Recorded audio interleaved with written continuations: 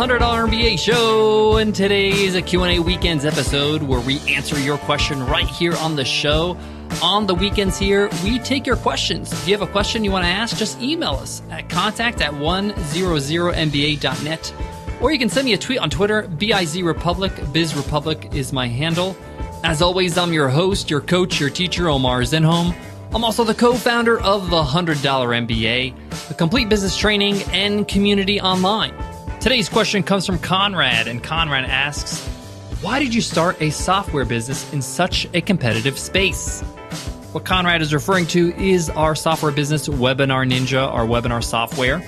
And it's a very interesting question because, yes, we are in a competitive space. And why would somebody start a business in such a competitive space? What were we thinking? Are there advantages to that? Are there disadvantages? And how do you cope with that? How do you deal with working in a competitive space or creating a business in a competitive space? I get into it in today's lesson, in today's Q&A weekend. So let's get into it, guys. Let's get down to business.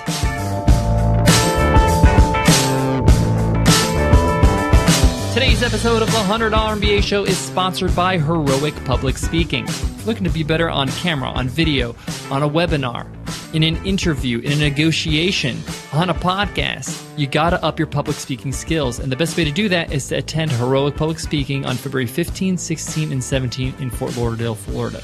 To get your heavily discounted ticket, head on over to 100mba.net/speaking. Again, that's 100mba.net/speaking. So why did we start Webinar Ninja, our software company, even though it's in a heavily competitive space? There are other companies, there are other brands and solutions out there, some of which have been around a lot longer than we have. So why would somebody do that? What's the rationale? Well, you can have a lot of competitors in a space, but it doesn't necessarily mean they're really your competition. Let me explain. If you feel like you can offer something different, something that solves the problem better, that adds significant value to the customer's experience in that area that the other people are not doing, then you can have a significant edge in a space that has been proven that customers need a solution. The customers want a solution and are willing to pay money for it. I mean, just yesterday we talked about the question of why do people use Infusionsoft, and we talked about Infusionsoft, what it does.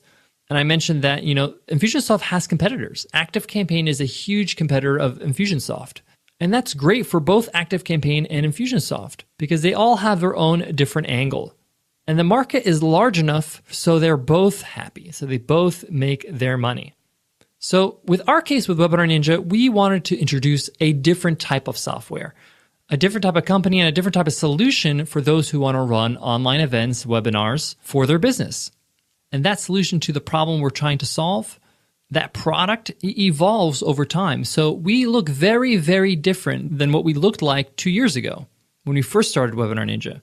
And we're going to look different next month, actually, and the month after that, because we keep updating and upgrading and realizing what this business needs to be.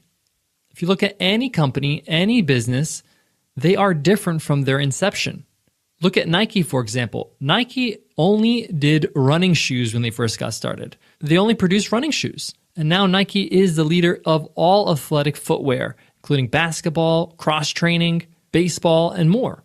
So companies evolve, and that's a good thing. Because when you're in a competitive space, you got to figure out how you can add significant value and value that's not offered by your competitors. And I like a challenge like that. And I have to say, I've said this before in interviews on other podcasts, and I'll say it in today's episode, that Webinar Ninja, the software business that we've started, has been the most challenging business I've ever had. When you're dealing with technology, there is no finish line. You just keep on improving. You keep on adding. You keep on making the product what it needs to be. So yes, we're in a competitive space, and yes, we have competitors, but we don't focus on that too much. We focus more on how we can provide significant value to our customers. And for me, it's more of a comfort to be in a competitive space because it means people want to buy. And that if I can provide the right solution and if I can market properly, my business will be profitable.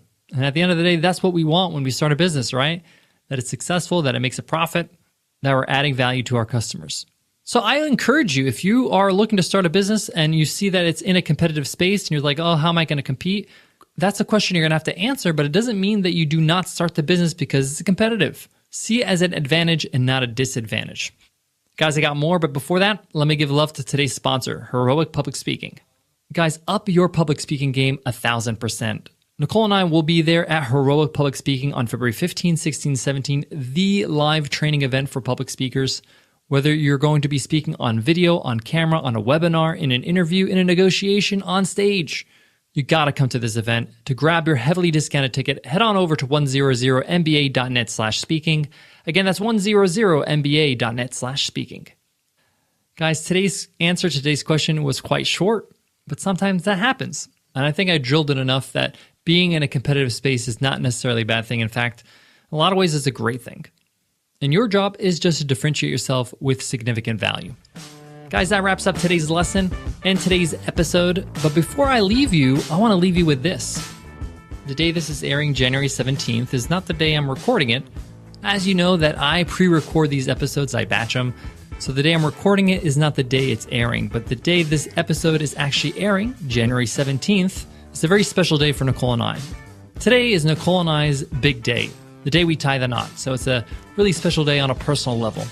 And one of the things that brings me great joy in my business is that I get to do it with somebody that I truly love and somebody I enjoy my time with so much. And on this special day, I just want to say to my partner in business and my partner in life, Nicole, that I love you.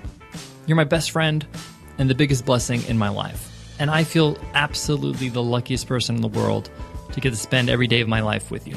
You rock, babe. Guys, I just wanted to share that with you guys, share with the fact that today's a big day for us, but that doesn't mean we're not airing any episodes. We pre-record these episodes to make sure that you get an episode every single day, no matter what we're doing in our personal life. Thank you guys for listening and subscribing to the $100 MBA Show. I'll check you in tomorrow's episode, which is a very special episode, a guest teacher episode with Pat Flynn from Smart Passive Income. He's going to be talking about and teaching how to make sure your idea flies. They have an idea for a product that people actually want. We get into it in tomorrow's episode, so make sure you subscribe and get it automatically. I'll see you then, guys. Take care.